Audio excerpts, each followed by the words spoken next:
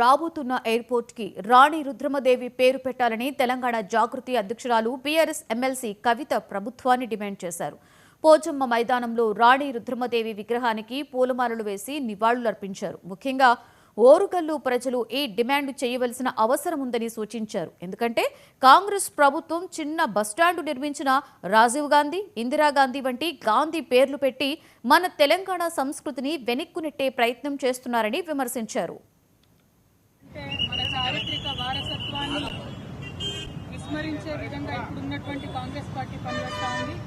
అధికారంలోకి వచ్చిన వెంటనే మన అధికారిక రాష్ట్ర ఎంబ్లంలో నుంచి కాకతీయ తోరణాన్ని తొలగించేటటువంటి పని మొదట చేసింది.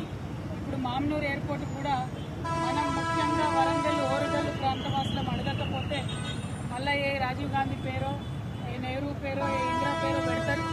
దానివల్ల మన జిల్లాల్లో ఉన్నటువంటి గొప్పతనం, మనకు ఉన్నటువంటి వారసత్వ సంపద మరుగున పడే ప్రమాదం ఉంటుంది. కాబట్టి ఖచ్చితంగా మామనూరు ఎయిర్పోర్ట్కి రాణి రుద్రమదేవి గారి పేరు పెట్టాలని మేము డిమాండ్ చేస్తూ ఉన్నాం. వరంగల్ జిల్లా ప్రజలందరినీ కూడా కోరుకుంటున్నాం.